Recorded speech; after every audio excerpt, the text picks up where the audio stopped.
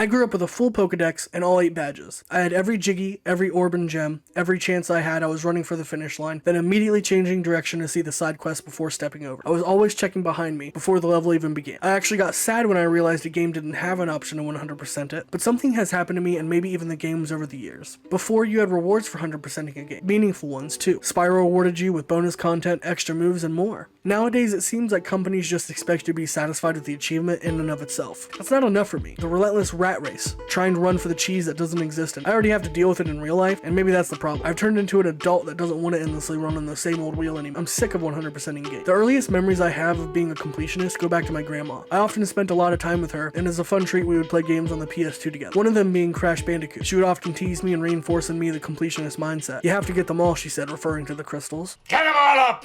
Give it all to him. It was these words that started me on my journey, but somewhere the wheels fell off the wagon. I remember the first real hurdle when it came to dedicating myself to this way of gaming. After Spyro had a successful trilogy, I was still a kid who didn't know better, so I played all the other Spyro games with just as much joy as the original trio. One of these games being A Hero's Tale. I played that game day and night for what seemed like weeks. I got everything completed, and then it was time for my final boss fight. I put down the controller as my mother called me to dinner, and I dedicated myself to beat it the next day when I woke up. Awaking that next morning, I ran downstairs and booted up that familiar PS2 sound.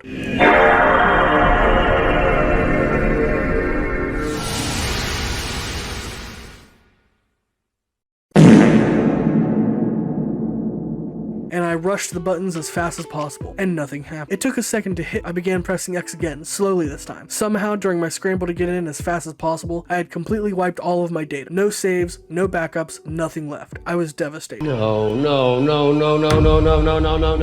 Whether it was my fault or bad game design, I had unintentionally wiped weeks of progress, and right then I knew it was all meaningless. I never did finish that game to this day. I still 100%ed games after that, but with how explosive the gaming scape became, it was hard to dedicate yourself to a completionist lifestyle. Two of the most recent examples I can think of being Zelda Breath of the Wild and Tears of the Kingdom. Two games that scream at you to 100% them, but then give you no real rewards for doing so. And yes, I know there's rewards for doing all the shrines, but I'm talking more so about the actual Koroks, something that you could devote yourself to for a long time, with no real rewards. I actually see some people defending it, stating that it's meant to be that way, to deter you from doing it because some rewards are not always worth it. Why not just make a reward that is worth it? Why go through all the trouble of designing thousands of puzzles just to slap your player in the face at the end? There are also games that trivialize the journey of 100%ing by just making it too damn easy. Add a couple hidden pathways and a few hidden objectives, and that's it. It's more difficult than ever to create a game where you can actually 100% it with satisfaction. Some of the best games with completion bonuses gave them in the form of cutscenes or additional items. For example, the Pokemon games, which started out with diplomas or small messages as thank yous from the developers, evolved into actual in-game items like the shiny charm. Something small but pretty handy to add that extra bit of flair into the game. Some people remember games like Devil May Cry or Resident Evil where sometimes it would give you a new gun or ability. I prefer to think of the best completionist rumors as being the best reward. The schoolyard tales you'd hear on the playground about how if you completed all of Super Mario 64, you'd be able to play as Luigi and get that super epic triple jump move.